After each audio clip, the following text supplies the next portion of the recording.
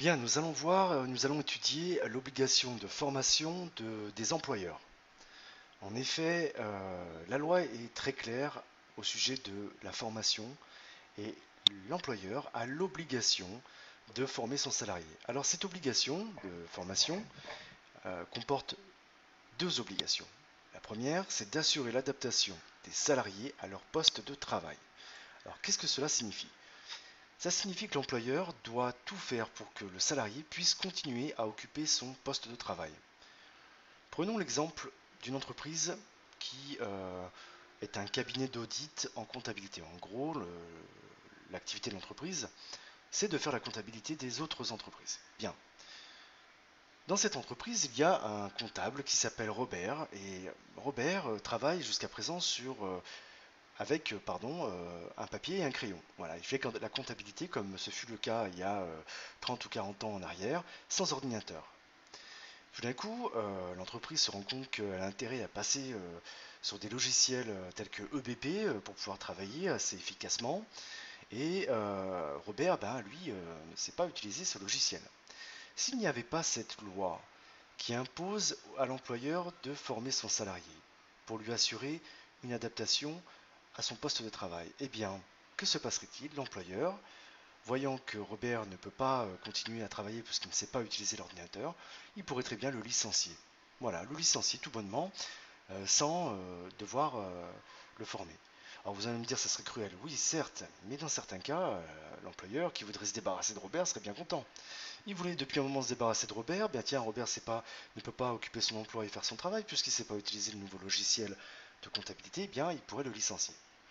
Bien sûr, la loi est très claire et elle protège le salarié et elle prévoit donc cette obligation d'assurer l'adaptation du salarié à son poste de travail.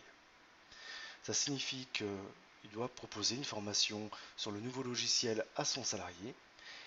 Et par contre, si après la formation, le salarié, Robert, ne parvient toujours pas à travailler sur le logiciel, s'il est vraiment allergique à l'informatique, bien là, l'employeur pourra le licencier pour inaptitude. Mais ça, tout ce qui le volet licenciement, on le reverra dans un autre chapitre. Cette loi prévoit une deuxième obligation, c'est celle de veiller au maintien de la capacité d'un salarié à occuper un emploi. Qu'est-ce que cela veut dire? Eh bien, cela signifie que l'employeur doit non seulement, comme on l'a vu, faire en sorte que le salarié puisse continuer à occuper son poste, mais en plus, l'employeur doit s'assurer que le salarié puisse retrouver un emploi assez facilement si l'entreprise faisait faillite. Qu'est-ce que cela signifie? Eh bien, imaginons que notre entreprise de comptabilité fasse faillite. Il faut que l'employé puisse retrouver facilement un emploi. Or, dans notre exemple de tout à l'heure, nous avons vu que Robert travaillait sur papier, avec un stylo. Voilà. Eh bien, si l'entreprise fait faillite, le problème c'est que Robert ne va pas retrouver un emploi. Hein. Ben non, puisque toutes les entreprises de comptabilité aujourd'hui utilisent des logiciels. Donc là encore, même si l'entreprise de Robert veut continuer à travailler avec du papier et un crayon, hein, eh bien, elle doit quand même proposer des formations à Robert pour qu'il puisse, éventuellement s'il en avait besoin, retrouver facilement un emploi à l'extérieur dans d'autres entreprises. On peut par exemple imaginer un cas, celui d'une entreprise dans laquelle il y a un seul salarié, et ce salarié faisait un travail qui n'existait plus ailleurs en France. C'était certainement la dernière entreprise de France à avoir cette activité. Je ne me rappelle plus exactement ce que faisait cette entreprise et quel était le travail du salarié. Mais peu importe, imaginez un emploi très très rare, un emploi artisanal très rare. Au bout de 30 ans de loyaux et bons services, ce salarié est licencié pour raison économique car l'entreprise fait faillite.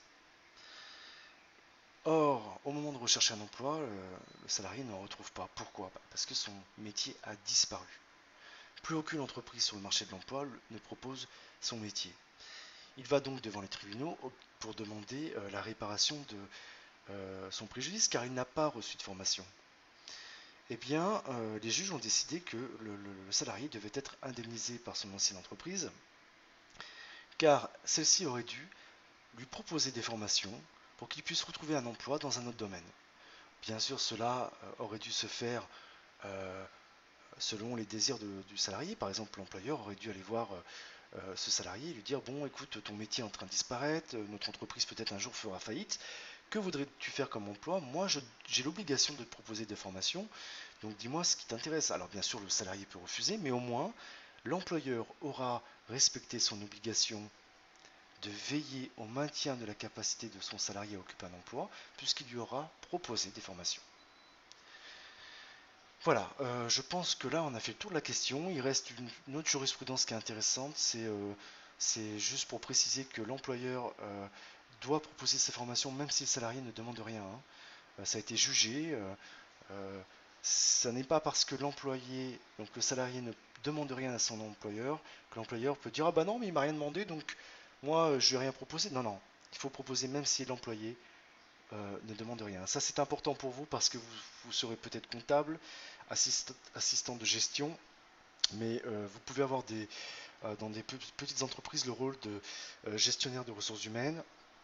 Et là, vous devez être très attentif à cette obligation-là, sinon vous risquez, votre entreprise et votre employeur risquent un procès qui peut lui coûter très cher.